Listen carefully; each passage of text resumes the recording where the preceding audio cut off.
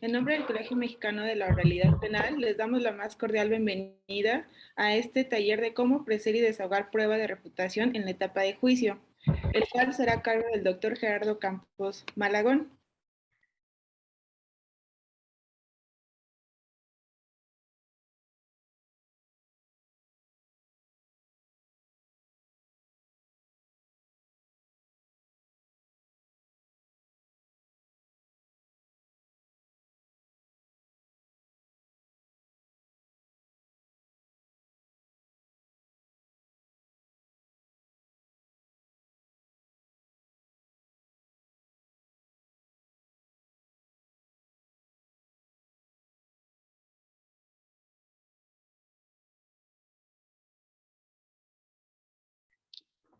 Doctor, el micrófono es suyo. Buenos días a todos.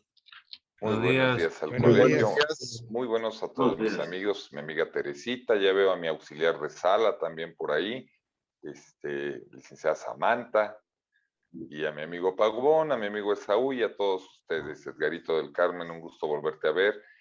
Es un placer estar con ustedes el día de hoy. Sin mayores preámbulos, vamos a analizar esto de la prueba de refutación, la nueva y la superviniente.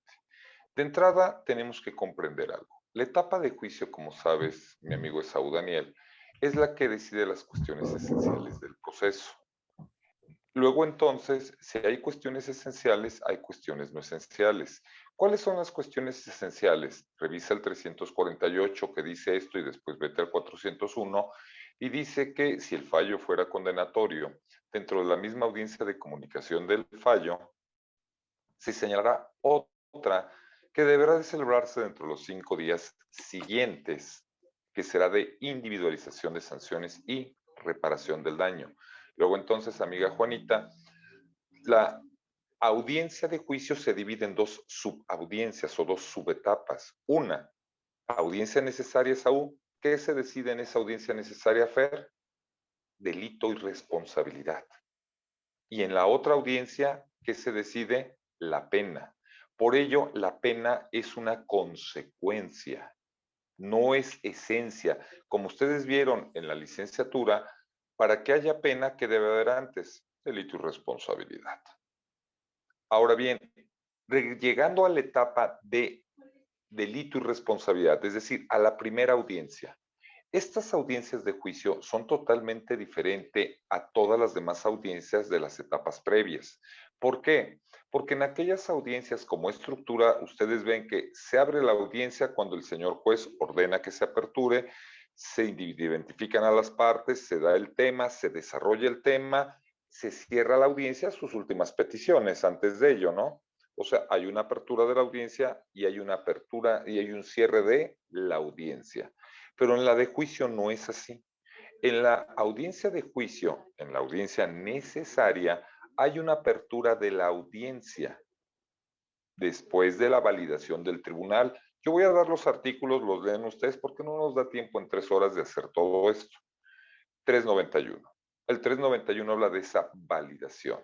Después de la validación de la audiencia se declara abierta la audiencia.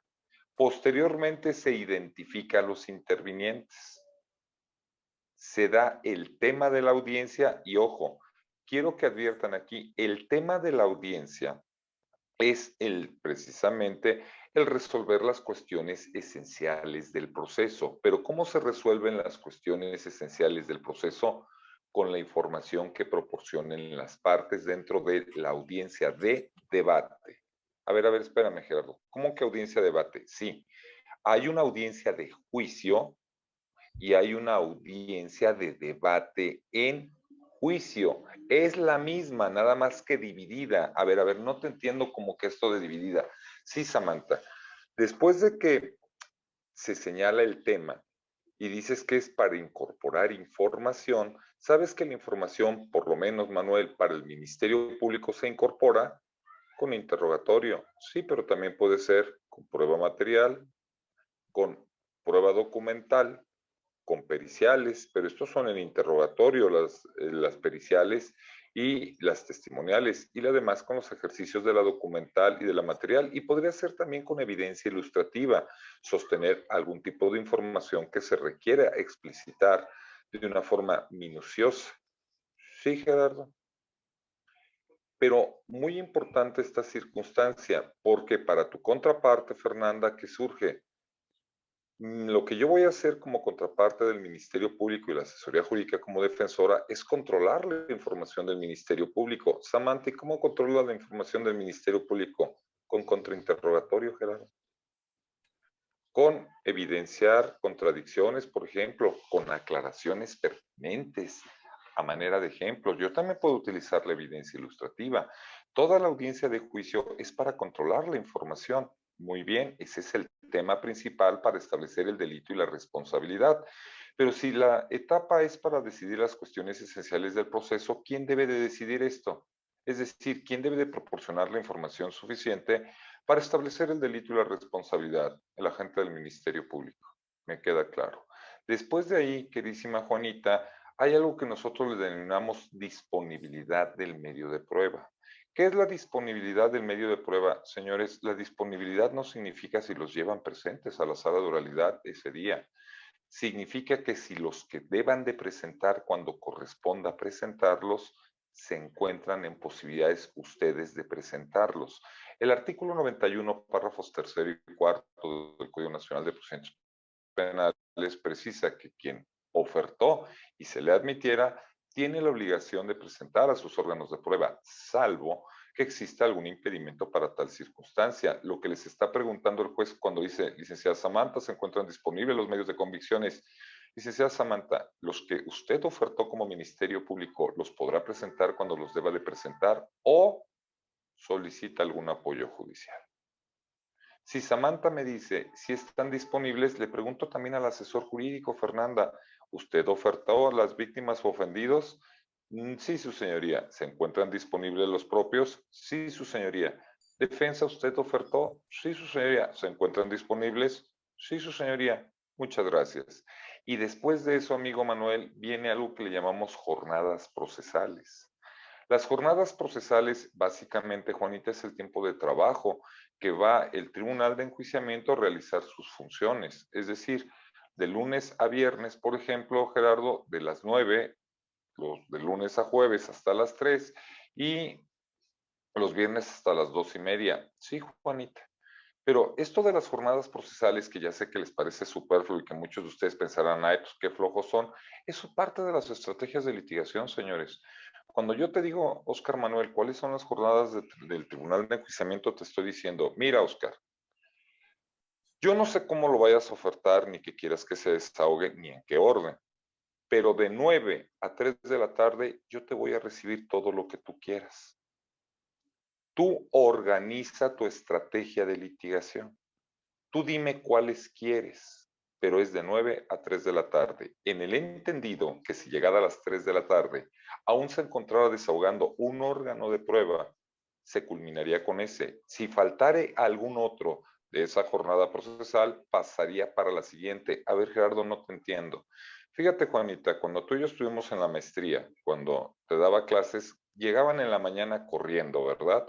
Y llegaban a tope, porque pues llegabas a ver la clase, pero ¿qué pasaba en el transcurso? Ya sea por el calor, porque no habías dormido bien, por lo que tú quieras, pues ibas perdiendo atención.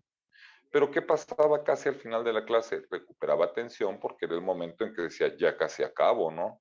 Ya es cuando todo el mundo volteaba a ver los relojes. ¿Qué te quiero dar a entender? En una jornada procesal como te ocurría en la escuela, el Tribunal de Enjuiciamiento y tus mismas contrapartes van a tener la atención más alta desde que inicia la audiencia y en el transcurso de la audiencia va a ir bajando su atención dependiendo de lo que esté ocurriendo, la forma de conducirse. ¿Qué implicaría? Que si tú sabes eso y se recupera al final, ¿a qué órganos de prueba ofertarías en primer lugar? ¿A los más débiles o a los de mayor valor convictivo para llamar la atención del tribunal de enjuiciamiento respecto de la pretensión que tengas? O sea, los de mayor valor convictivo. Y en medio, ¿a quién pondrías? A los de menor calidad convictiva o los que son menos hábiles para poder hacer las contestaciones de mis interrogatorios. ¿Ves que cuando te digo entonces lo de las jornadas procesales es para que tú decidas cómo lo vas a hacer? Pero además, fíjate, yo no te puedo ordenar cómo lo vas a hacer por una razón. Yo no conozco cuánta información traigan los órganos de prueba en la carpeta. Quienes lo deberían de escoger son ustedes. Y después aquí vienen una serie de quejas. ¿Por qué? Es que se tardan muchos en las audiencias. Es que las partes no realizaron una correcta programación de lo que tendrían que efectuar. ¿Y dónde se hace esa correcta programación? En el orden de producción. Después de las jornadas procesales, Oscar, viene algo que se llama orden de producción. Chécate el 395. Y aquí, Fernanda, quiero que cheques el 395 del que te hablaba. ¿Qué es lo que dice?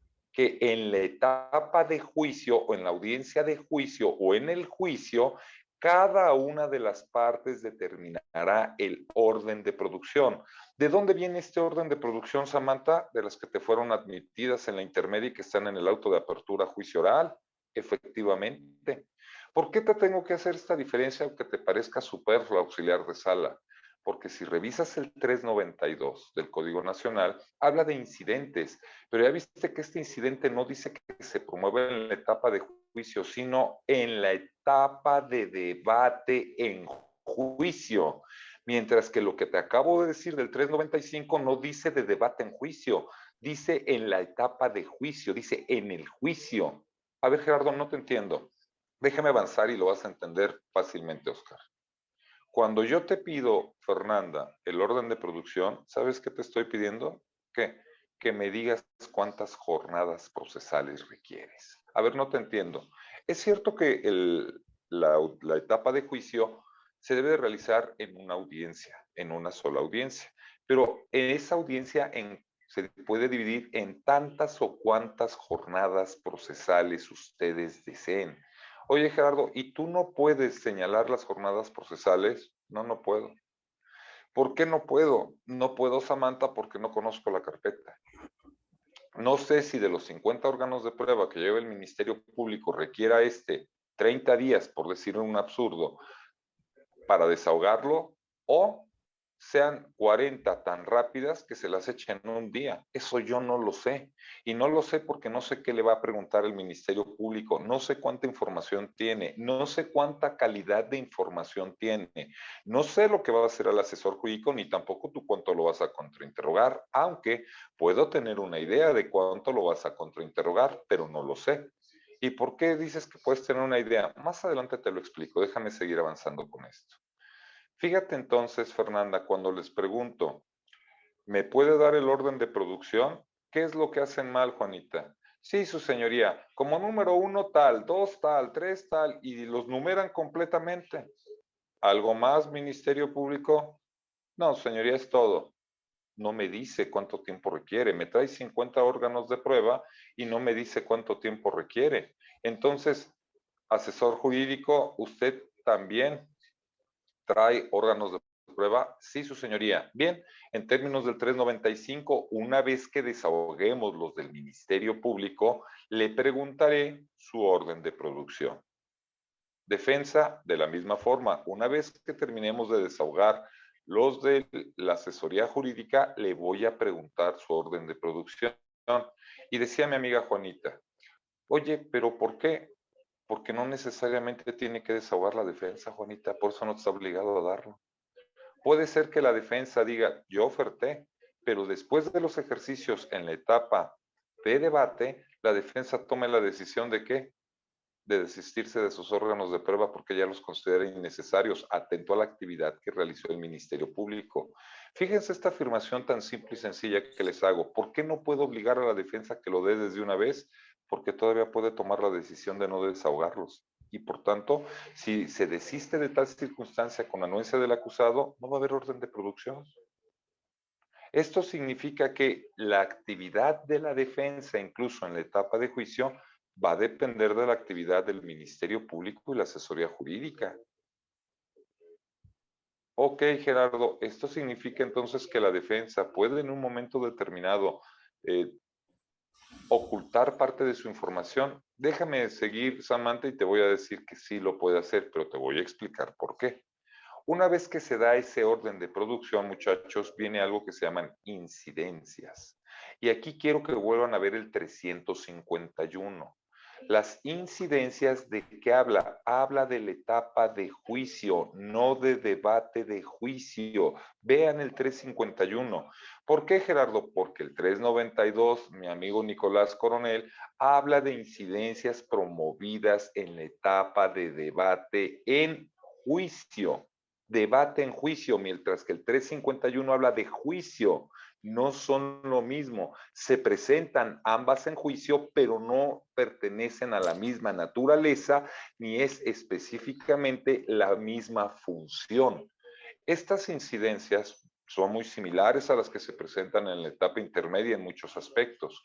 Después de las incidencias viene la separación de debate único, 393. Después de la separación del debate único, el 391, el presidente del Tribunal de Enjuiciamiento, Teodoro, procederá a leer el auto de apertura a juicio oral con todos los elementos que marca el artículo. Y después de esa lectura, Oscar, se declara abierto el debate, es decir, se declara abierta la audiencia a debate. 394. Fíjate, cuando yo te declaro abierta a la audiencia a debate, ¿qué fue todo lo que te acabo de decir previamente? Eso fue juicio, Gerardo. Eso es la parte que me dijiste. Por eso fíjate cómo empecé, Oscar, a decirte. La audiencia de juicio no es igual a las anteriores y ahora te voy a dar la explicación. Porque aquí hay dos aperturas y dos cierres. Se abre la audiencia, se abre el debate, se cierra el debate, se cierra la audiencia.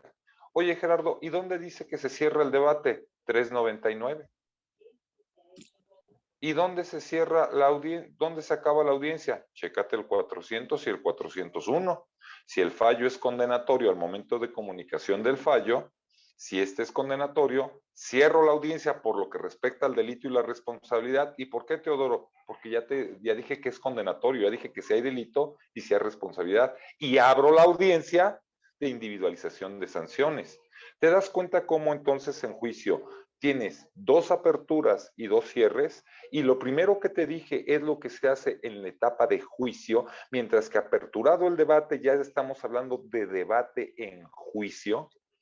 ¿Y por qué nos dices eso, Gerardo? Es que es muy sencillo. Fíjate, y aquí vamos a empezar con una serie de problemáticas en cuanto a la comprensión que una de mis más queridas amigas que comía con ella ayer y su bella acompañante me comentaban. ¿Cuál es, doctor?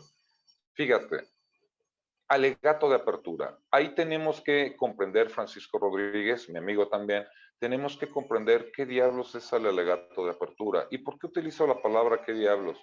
Porque tal parece que no hemos llegado a entender, ni por la parte de los operadores jurídicos, y evidentemente no voy a excluir a los señores jueces, entre los cuales honrosamente me encuentro, no hemos llegado a comprender muchas ocasiones la naturaleza. Venimos de un sistema muy tradicional cuyo este aspecto que vamos a tratar, pues es evidente que no lo comprendíamos de aquella manera ni lo ejecutamos, Fernanda. ¿Cuál es la circunstancia? Quiero que adviertan, el alegato de apertura del agente del Ministerio Público en el 394 dice que el Ministerio Público expone, Nancy. El Ministerio Público expone. ¿Qué expone? Su acusación y una sucinta de las pruebas con las que pretenderá su desahogo en la etapa de debate. Vuelvo a repetir, de debate. No dice de juicio, dice de debate, es de debate en juicio, obviamente, porque la etapa de debate, mi amigo Esaú Alvarado, pues es para eso, es para desahogar. Ahora bien, fíjate, amigo Esaú, quiero que adviertan algo y perdón, hay una palabra que no me gusta utilizar mucho, aunque es mucho del argot, la teoría del caso. ¿Por qué? Luego revisen cuántos artículos contienen la palabra. La teoría del caso no es una norma jurídica, es una forma metodológica de análisis, es una técnica de análisis. No puedo decir que sean normas jurídicas porque les dicen, si tú no tienes teoría del caso y los que no comprenden esto dicen, ¿en qué artículo lo veo? No está en ninguno. La teoría del caso es una forma metodológica de análisis que cada una de las partes va a utilizar para realizar una estrategia de litigación. Y parece ser que tampoco el concepto de estrategia de litigación es entendido. Una estrategia es una idea. a través de las cuales se orienta el comportamiento de una persona o grupos de personas. Cuando el amigo Esaú Alvarado, alguien llega a su despacho y le platica lo que ocurrió, inmediatamente como buen abogado comienza en su cerebro a idear la forma en la cual podría solucionar ese conflicto. Hace una estrategia. Pero cuando Esaú se designa en la carpeta o va a la carpeta de investigación y empieza a revisar, se da cuenta de algo, que tal vez lo que le dijeron no era del todo preciso, o tal vez el Ministerio Público ya realizó actuaciones diferentes a lo que originalmente le habían dicho, pero Esaú tiene la idea de cómo solucionar el conflicto. ¿Qué hace? Se llama táctica. Reformula su idea original y dice, de todos modos lo puedo hacer así, o lo puedo hacer así, o puedo hacer esto. Y después, ¿qué hace Saúl? Organiza sus recursos, tanto materiales como humanos, para lograr la consecución del fin que esté aprensado. Por tanto, la estrategia es una forma metodológica, y ahora lo voy a resumir de una forma muy sencilla. Mi amigo defensor público, ¿cuándo hace su estrategia? ¿Qué es lo que quiere en la etapa de juicio? Llevárselo a suelto, Gerardo, en el mejor de los casos. ¿Por qué casos te lo puedes llevar a suelto? Por causas de atipicidad, causas de justificación, causas de inculpabilidad, ausencia de responsabilidad. Pues sí, tan es así que si revisas el artículo 405 del Código Nacional de Procedimientos Penales, dice que el juez podrá tomar en cuenta, entre otras circunstancias, para dictar un fallo absolutorio, las que te he mencionado. Luego, entonces, quiero que vean, de ahí tendríamos que ir aterrizando qué es nuestra estrategia de litigación, porque tal parece que cuando nos llegaron y nos dijeron el concepto de estrategia, hemos perdido el hilo conductor de lo que con tantos años y riqueza argumentativa y teórica el derecho penal mexicano ha realizado. ¿Cuál? La teoría del delito. Y digo con tanta riqueza cultural porque ustedes saben que hay tomos y tomos, y parece ser, Nancy, que cuando ahora te dijeron que la teoría del caso es lo in, todo el mundo se olvidó de la teoría del delito. Incluso una afamada escuela del sur de la Ciudad de México, especialista en ciencias penales, uno de sus investigadores dijo o anunció la muerte de la teoría del delito con el nuevo sistema de justicia penal. Y eso es una mentira. Quiero que vayan al 406, penúltimo y último párrafo. Fíjense, en toda sentencia condenatoria se hará referencia a los elementos objetivos, subjetivos y normativos del tipo penal del que se trate, precisando si fue consumado o tentado, las formas de autoría o participación y si fue doloso o culposo. Dice mi amigo Juan García Félix, a eso se le llama conducta, Gerardo. Y lo peor es que si tú lees la exposición de